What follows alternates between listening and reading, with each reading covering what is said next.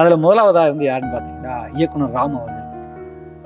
என்னோட ஆத்மார்த்த நண்பர்கள், என்ன ரொம்ப புரிஞ்சுக்கிற நண்பர்கள் ராம் ஒருத்தர். உதாரணத்துக்கு பிக் பாஸ் வந்து நான் வெளியே வந்தேன்ல, அப்போ வந்து உடனே அவங்க என்னை வீட்டுக்கு அனுப்பிச்சிடல. இந்த ஒரு நாள் ஃபுல்லாக ஒரு இடத்துல ரகசியமான ஒரு இடத்துல எப்போ ராமை பற்றி பேசும்போது மிஸ்கின் சொல்லாரு ராம் சொல்லிட்டு போவோம், இன்னுமே அவன் கார் வாங்கலை, இன்னுமே வீடு வாங்கலை. இந்த மிஸ்கினுக்கு வந்து தமிழ் லிட்ரேச்சரில் பெரிய பரிச்சயம் கிடையாது. அவருக்கு எல்லாமே ரஷ்யன் லிட்ரேச்சர், யூரோப் லிட்ரேச்சர் அந்த மாதிரியாக தான். நம்ம வந்து விஜய் மாதிரியான ஒரு ஆக்டரை பார்க்குற பார்வை வேற. பெரும்பான்மையான கோடிக்கணக்கான பேர் விஜய் எப்படி பார்க்குறாங்க. டாஸ்டாவ்ஸ்கியும் டால்ஸ்டாயும் பேசுகிற ஒரு டைரக்டர் விஜயை பற்றி எப்படி பேசலாம், ஏன் பேசக்கூடாது?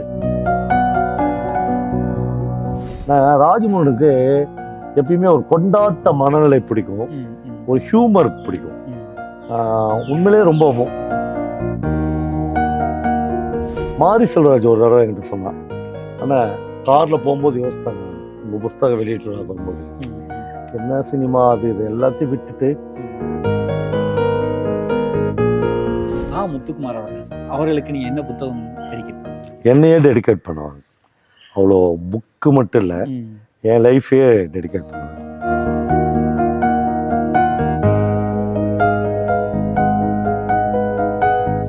சார் வணக்கம். சார் வணக்கம். நல்லா இருக்கீங்களா? நல்லா இருக்கேன். பாருங்க, இந்த 10,000 அப்படின்னா என்ன சார், அதுக்கு பின்னாடி என்ன பேர்? இந்த 10,000னா நெல் குதிர்னு பேர். தானியங்கள்லாம் சேகரித்து வைப்பாங்கள்ல, அந்த அறைக்கு தான் 10,000 பேர். ஒரு ஊர்லேயும் அதுக்கு வேற வேற பேர் உண்டு. சில ஊரில் 10,000, 10,000 பொறன்னு கேரளாவில் சொல்லுவாங்க. சங்க இலக்கியத்திலே அந்த பேர் இருக்கு. அப்புறம் வந்து சில பேர், நாங்களாம் எங்கள் பக்கத்தில் உரை அப்படின்னு சொல்லுவோம். சின்ன வயசில் எங்கள் அம்மாலாம் உரைக்குள்ளே இறக்கி எனக்கு வந்து நெல் எடுத்து கூட சொல்லுவாங்க. அப்போ வந்து பயங்கர இருட்டாக இருக்கும் உள்ள, ஓன அழுவேன் நான், என்னை யாராவது காப்பாற்றுங்களா அழுவேன். அப்புறம் சில ஊரில் குதிர்னு பேர். எல்லாத்துக்கும் ஒரே மீனிங் வந்து தானிய சேமிப்பு. தானிய சேமிப்பு இந்த இடத்துக்கு பின்னாடி இருக்க கதை. இது நான் உருவாக்குனேன்னு சொல்ல முடியாது, எங்கள் அப்பா அம்மா உருவாக்குனது. எங்கள் அப்பா அங்கே இருக்கிற ஒரு ஸ்கூலில் டீச்சராக இருந்தார். அவர் வாங்கினது தான் அந்த லேண்டு. 2.5 ஏக்கர் இது. எனக்கு கிட்டத்தட்ட 60 வயசு ஆக போகுது. 58 வயசு, இன்னும் 2 வருஷம் இருக்குது. 60 வயசில் எனக்கு நினைவு தெரிஞ்ச நாள்லேருந்து இதை பார்த்துனே இருக்கிறாங்க. எங்கள் பெரியப்பா ஒருத்தர் செங்கமேடுன்னு ஒரு ஊர்லேருந்து வந்து கவலை இறைப்பார்த்து கிணத்துல. எங்கள் அப்பா வெட்டினது தான் அந்த கிணறு. அப்போ இந்த இடத்துல ஒவ்வொரு இடமுமே, இதில் இருக்க ஒவ்வொரு பொருளுமே உங்களுக்கு வந்து உணர்வுபூர்வமாக ஏதாவது கனெக்ட் ஆகிருக்கு? கண்டிப்பாக. நான் இதை பற்றிலாம் நிறைய எழுதியிருக்கேன், ஃபிக்ஷனாகவும் நான் ஃபிக்ஷனாகவும். அங்கே ஒரு கிணறு இருக்குது, அந்த கிணறு வெட்டுற கதையை பற்றி தான் நான் நீர்னு ஒரு கதை எழுதிக்கிறேன். அப்புறம் இந்த நிலத்தில் ஒரு 4 பேர் திருட வந்த ஒரு கதையை எழுதியிருக்கேன், நான் ஃபிக்ஷனாக. எங்கள் கூடயே இதில் வந்து எங்கள் அம்மா வந்து மீனாம்மா அப்படின்னு ஒரு மாடு வளர்த்தாங்க, எருமாடு. அப்புறம் ஜிம்மின்னு ஒரு நாய் வளர்த்தாங்க, அதை ஃபுல்லாக எழுதியிருக்கேன். அப்புறம் இந்த நிலம் வந்து எனக்கு நிறைய ஃபிக்ஷனையும் நான் ஃபிக்ஷனையும் கொடுத்துனே இருக்கு. கண்டிப்பாக சார். இதில் வந்து உணர்வுபூர்வமாக தாண்டி நிறையா வந்து பார்த்தோன்னா பர்சனலாகவும் கனெக்ட் ஆகிருக்குன்றீங்க. இதில் நிறைய உங்களுக்கு வந்து இதில் எப்படி சொல்கிறதுன்னா, உறவுகள் தந்ததை விட உங்களுக்கு நிறைய இலக்கியங்களையும் கதைகளையும் இந்த இடம் கொடுத்துருக்குன்னு சொல்லலாமா சார்? இது கொடுக்கலன்னு தான் தோணுது, ரொம்ப கம்மியாக தான் கொடுத்துருக்கு. நண்பர்களை தான் நிறைய கொடுத்துருக்கு. ஏராளமான நண்பர்கள் வருவாங்க. இப்போ நம்ம பேசினே ஒரு ஃப்ரெண்ட் வர்றாரு, கிட்டத்தட்ட ஒரு நாளைக்கு 20லேருந்து 25 பேர் வருவாங்க, பேசினிருப்போம். அந்த பேச்சு சுவாரஸ்யத்தில் எழுதுறது வாசிக்கிறது கொஞ்சம் கம்மியாயிடுச்சு. ஜெயகாந்தனுக்குலாம் அது நிகழ்ந்துச்சு. 20-25 வருஷமா அவர் எழுதவே இல்லை. கம்ப்ளீட்டாக நண்பர்கள் கூட பேசினேன்ட்டார், போதுண்டா எழுதுண்டு அப்படின்னு தோணுச்சு. எனக்கு அப்படி தோணலை, இனிமேல் தான் எழுதணும்னு தோணுது. ஆனால் இந்த லேண்ட் வந்து எனக்கு கதைகளை விடவும் மனிதர்களை நிறைய பேரை கொடுத்துருக்காங்க. இப்போ பவா செல்லத்துறை அவர்களை வந்து ஒரு கதை சொல்லியா முன்னிலைப்படுத்த விரும்புவீங்களா, ஒரு விவசாயியாக முன்னிலைப்படுத்த விரும்புவீங்களா, ஒரு எழுத்தாளரை முன்னிலைப்படுத்த விரும்புவீங்களா, இல்லை ஒரு நடிகராக முன்னிலைப்படுத்த விரும்புவீங்களா? ஒரு எழுத்தாளரா? இல்லை தப்பு தான், ஒரு விவசாயியா. இப்படி வருஷப்படுத்திக்கலாமா? ஒரு விவசாயி, ஒரு எழுத்தாளன், அப்புறம் ஒரு கதை சொல்லல், அப்புறம் ஒரு ஸ்டோரி டெல்லர், கடைசியா ஒரு நடிகன். கடைசியா தான் அந்த நடிப்பு சினிமாலாம் வராது சார் எனக்கு. நான் 100 வீடியோவில் சொல்லிட்டேன், ஆனா என்ன ரெகுலரா கூப்பிடுறாங்க. ஹாலிவுட் படத்தெல்லாம் இப்போ கூப்பிட்டுக்கிறாங்க. பிரான்ஸ்ல இருந்து வந்து நீங்க பிரான்ஸ்ல தங்கி 2 மாசம் படம் நடிச்சு கொடுங்க. எனக்கே சிரிப்பு வந்துருச்சு. இல்லை சார், ஹாலிவுட்டுக்கும் நம்ம திருவண்ணாமலை தமிழுக்கும் என்ன எப்படி தொடர்பு தெரியல. அவர் வந்து பண்ருட்டி அந்த தம்பி ஓகே லண்டன்ல இருக்காராம். நான் மார்ச்ல வரப்போறேன், நான் ஒரு ஹாலிவுட் ஃபிலிமுக்கு உங்களை ஃபிக்ஸ் பண்ணுனாரு. ஓகே அப்பப்போ இதெல்லாம் கேட்டு சிரிச்சுக்குவேன். சிலதெல்லாம் நடக்கும், சிலதெல்லாம் நடக்காது போவோம். ஓகே. ஆனால் என் லைஃப்ல 90% நடந்துக்குது. இப்போ நான் வந்து உங்களுக்கு ரொம்ப தெரிஞ்ச ஒரு பிரபலமான பேர்கள்லாம் சொல்லுவேன் நான். அவங்களுக்கு வந்து நீங்கள் படித்த புத்தகங்கள் சின்ன வயசுலேருந்து இப்போ எக்கச்சக்கமான புத்தகங்கள் படிச்சிருக்கீங்க. அதில் அவங்களுக்கு நீங்கள் டெடிகேட் பண்ணுற ஒரு புத்தகம், அதை எதுக்காக டெடிகேட் பண்ணுறீங்க அப்படின்னு சொல்லலாம். அதில் முதலாவதாக வந்து யாருன்னு பார்த்தீங்கன்னா இயக்குனர் ராம் அவர்கள். அவங்களுக்கு ராமுக்கு வந்து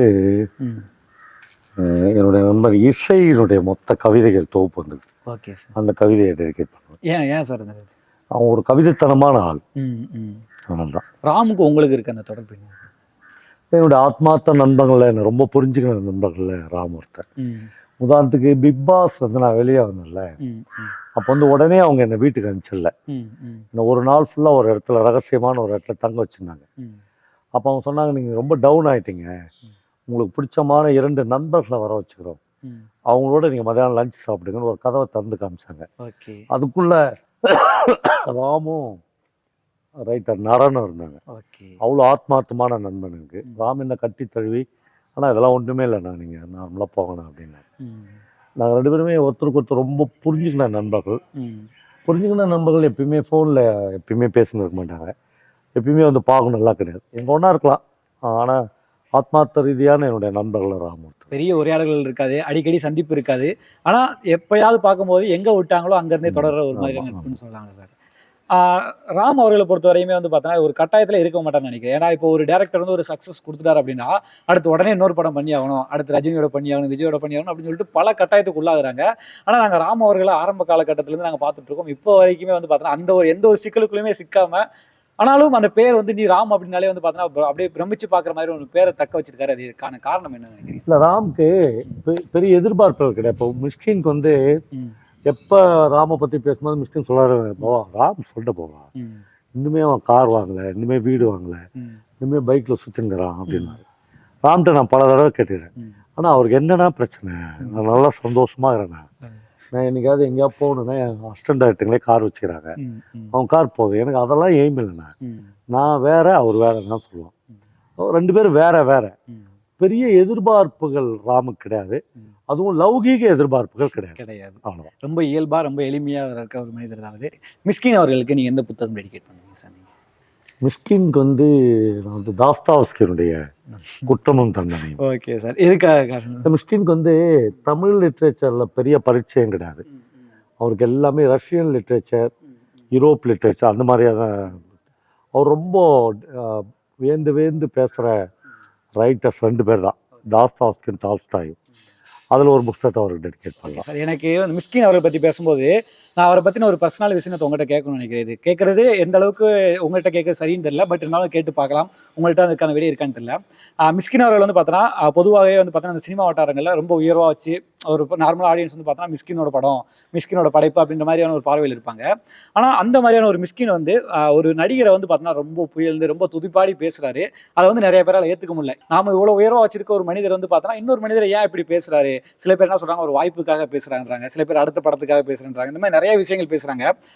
மிஷ்கின் அவர்கள் எப்படிப்பட்ட மனிதர்? உண்மையாவே அவர் மனசுல இருந்து பேசுறாரா இல்ல என்ன மாதிரியான ஒரு சூழ்நிலையில இருக்காரு? எனக்கு அப்படி தோணல. அவர் வாய்ப்புக்காகலாம் அப்படி பேசுறாருன்னு தோணல. ஆனா அதை தாண்டி நாம தான் ஒவ்வொரு மனுஷன் மேலேயும் ஒரு பிம்பத்தை கட்டமைக்கிறோம். இப்போ என் பேர்லேயே அப்படி கட்டமைச்சாங்க. பவா போய் பிக் பாஸ்க்கு போயிட்டாருன்னாங்க. அப்படிலாம் கிடையாது, நான் போவேன். அப்புறம் மிஷ்கினுக்கு வந்து ஏதோ ஒரு வகையில் விஜயை வந்து ரொம்ப பிடிச்சிருக்கலாம், அதுக்காக அவர் பேசிக்கலாம். அப்புறம் அது வந்து எல்லாமே எனக்கு இந்த பிக் பாஸ் போயிட்டு வந்த பிறகுதான் தெரிஞ்சு எல்லாமே கட் பண்ணப்பட்ட வெர்ஷன். அதுக்கு முன்னாடி அவர் என்ன பேசினாரு, பின்னாடி என்ன பேசினாரு தெரியாது. அப்படி பேசுறதுல ஒன்றும் பெரிய தப்பு கிடையாது. அதுக்காக வாய்ப்புக்கெல்லாம் கிடையாது. வாய்ப்புக்கு பேசுகிறோம் வந்து மேடையில் போய் இப்படி பேசுறதுனால உடனே அன்றைக்கி நைட்டு விஜய் கூப்பிட்டு அவருக்கு ஒரு படம் டைரக்ட் பண்ணுங்கன்னு சொல்லிட்டு வரலாம் நான் நினைக்கிறேன். வாய்ப்பு கேட்குறோம் வேற மாதிரி பெண்ட் பண்ணி போவோம். எனக்கு மிஷ்கினுக்கு அந்த நிர்பந்தம் என்றைக்குமே கிடையாது. உண்மையிலே அவருக்கு ஏதோ ஒரு வகையில் விஜயை பிடிச்சிருக்கலாம். அப்புறம் இப்போ நீங்கள் மீடியாவில் இருக்கீங்க, நான் ரைட்டர், இன்னும் நிறைய பேர் இருக்கோம். நம்ம வந்து விஜய் மாதிரியான ஒரு ஆக்டரை பார்க்குற பார்வை வேற. பெரும்பான்மையான கோடிக்கணக்கான பேர் விஜய் எப்படி பார்க்குறாங்க அது வேற. ஏதோ ஒரு வகையில் மாஸ்க் ஃபுல்லாக அவரை பிடிச்சிக்குது இல்லை, அந்த மனநிலையை பிரதிபலிக்கிறதுக்காக மிஷ்கின் அப்படி பேசிருக்கலாம் தோணும். ஓகே இது நான் எந்த வழிகளும் மிஷ்கினுக்கு சப்பா கட்டல. மிஷ்கின் படத்துல ஒரு வாய்ப்பு எனக்கு கிடைக்கணும்னு நான் சொல்லல. ஓகே. இல்ல நான் இது எதுக்கு உங்ககிட்ட கேட்கிறேன்னா, நீங்க மிஸ்கின் கூட தொடர்ந்து ரொம்ப நெருக்கமா இருக்க ஒரு ஆள். அதனால வந்து அதனால அவரோட இயல்பு சொல்றேன், வந்து அவருக்கு உங்களுக்கு தெரியும். அப்படியான இயல்பான ஆள் கிடையாது. அப்படி கிடையாது. ம். அவர் எல்லாரையும் எடுத்தெறிஞ்சு பேசக்கூடிய ஆள் தான். ஓகே. அவருக்கு விஜயை பிடிச்சிக்கிட்டு அவர் பேசுறாரு, அவ்வளவுதான். அவ்வளவுதான். அந்த இதுதான். நீங்க ஏன் அவர் பேர்ல எல்லார் மேலயும் நீங்க எல்லாரும் ஏன் ஒரு பிம்பத்தை கட்டமைச்சு வச்சுன்னு இந்த பிம்பத்துக்குள்ளதான் அவர் இருக்கணும்னு ஏன் விரும்புறீங்கன்னு கேக்குறேன். Okay sir. இப்ப அடுத்ததா வந்து பார்த்தா தாஸ்தாவஸ்கியும் டால்ஸ்டாயும் பேசுற ஒரு டைரக்டர் விஜயை பத்தி எப்படி பேசலாம் அப்படின்னு ஒரு எண்ணம் இருக்குல்ல நம்மளுக்கு. அந்த எண்ணமே தப்பு. ஏன் பேசக்கூடாது? பேசலாம், கண்டிப்பா பேசலாம் தான் எனக்கு தோணுது. Okay sir. அடுத்ததா வந்து பார்த்தா இயக்குனர் ராஜமுருகன் அவர்கள், அவர்களுக்கு நீங்க டெடிகேட் பண்ண நினைக்கிற புத்தகம்? என்னுடைய எல்லா நாளும் கார்த்திகை அப்படின்னு ஒரு புக். Okay sir. நான் ராஜமுருகனுக்கு எப்பயுமே ஒரு கொண்டாட்ட மனநிலை பிடிக்கும், ஒரு ஹியூமர் பிடிக்கும். உண்மையிலேயே ரொம்ப ஒரு அசாத்தியமான கலைஞர் தான். ஓகே. ஒரு படம் ஃபெயிலியராக இருக்கலாம், அதெல்லாம் ஒரு விஷயமே இல்லை. ரொம்ப வாசிப்பின் மீது அன்னைக்கு நானும் ராஜமுருகனும் ஒரு இடத்துல உட்காந்து பேசும்போது பேசிங்கன்னா சினிமா மீடியா இது எல்லாத்தையும் விட்டுட்டு அழகாக வீட்டில் உட்காந்து வாசிச்சுக்கின்னு எழுதினுந்தாண்ணா அப்படின்னு தோணுச்சு. மாரி செல்வராஜ் ஒரு தடவை என்கிட்ட சொன்னான், ஆனால் காரில் போகும்போது யோசித்தேன், நான் உங்கள் புஸ்தகம் வெளியிட்டு வரும்போது என்ன சினிமா அது இது எல்லாத்தையும் விட்டுட்டு நல்லா வாசிக்கலாம், நம்மளுக்கு பிடிச்ச மாதிரி எழுதலாம், இந்த வாழ்க்கையே இருந்தாண்ணா அப்படின்னு தோணுச்சுண்ணா. எல்லாருக்குமே அப்படி தோணும். ஏன்னா ஒரு ஹைடெக் போயிட்ட பிறகும் பணம் நிறைய பார்த்துட்ட பிறகும் ஒரு சலிப்பு வந்துடும். உடலுறவு முடிஞ்ச பிறகு ஒரு சலிப்பு வரும்ல. எவ்வளோ பெரிய பேரழகி நிர்வாணமாக உங்க முன்னாடி படுத்துருந்தாலும் உங்களுக்கு ஒரு சலிப்பு வரும்ல, அந்த மாதிரியான சலிப்பு அது. அதற்கடுத்து வந்து பார்த்தீங்கன்னா நான் முத்துக்குமார் அவர்கள் சார், அவர்களுக்கு நீங்கள் என்ன புத்தகம் டெடிகேட் பண்ணுவீங்க? என்னையே டெடிகேட் பண்ணுவாங்க. அவ்வளோ புக்கு மட்டும் இல்லை, என் லைஃபையே டெடிகேட் பண்ணுவேன். நான் என்னுடைய பிளட்டு மாதிரி தான் எப்பயுமே நான் முத்துக்குமாரை உணர்வேன். அதே தான் முதல்ல சொன்ன பதில் தான். அதுக்காக நானும் முத்துக்குமாரும் இது வந்து எந்த சந்திப்புலையும் சண்டை போடாத சந்திப்பே கிடையாது. லூசானா நீ அப்படின்னு கேட்பாங்க.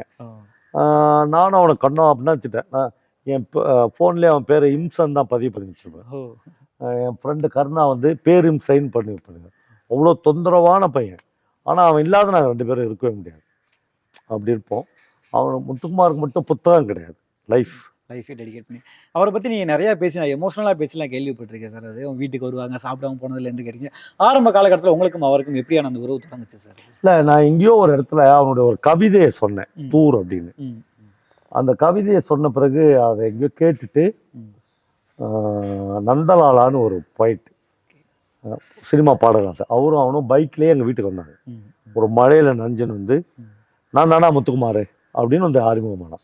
அப்படிதான் எங்கள் 2 பேருக்கும் அப்படி தான் பழக்கமாச்சு சார். கமலஹாசன் அவர்களுக்கு நீங்கள் ஒரு புத்தகம் டெடிகேட் பண்ணணும்னு நினச்சிங்கன்னா எந்த புத்தகத்தை டெடிகேட் பண்ணுவீங்க?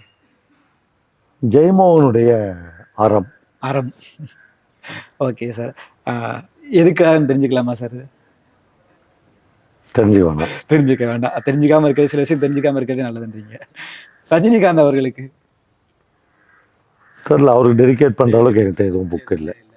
ஸ்டாலின் அவர்களுக்கு, முதலமைச்சர் ஸ்டாலின் அவர்களுக்கு கலைஞர் எழுதின தாய். ஏன்னா கலைஞர் எழுதின தாயும் மார்க்சிம் கார்கே எழுதின தாயும் 2 புக்கையும் சேர்த்து முதலமைச்சருக்கு டெடிகேட் பண்ணுவேன். ஏன்னா கலைஞர் எவ்வளோ இன்ஸ்பயர் ஆயிருந்தா அந்த மார்க்சிம் கார்கே எழுதின தாயை கவிதை வடிவில் எழுதியிருப்பார். அப்போ நம்முடைய முதலமைச்சர் வந்து மார்க்சிம் கார்கினுடைய தாயும் படிக்கணும்னு நினைக்கிறேன். அதை தன்னுடைய அப்பா வந்து எப்படி ஒரு கவிதை வடிவில் ரீப்ரொடக்ஷன் பண்ணியிருக்காரு, எத்தனை வருஷம் அதுக்காக தனக்குள்ள அந்த கதையை ஊற வச்சிருப்பாரு, அதை எப்படி டெடிகேட் பண்ணி மறுபடியும் கொடுக்குறாரு. இந்த டெடிகேஷனை நம்ம அப்பாட்ட இருந்து சுவீகரிச்சுக்கணும் அப்படின்னு நம்ம முதல்வர் நினைக்கணும்னு நான் அந்த 2 புக்கையும் சேர்த்து அவருக்கு டெடிகேட் பண்ணுவேன்.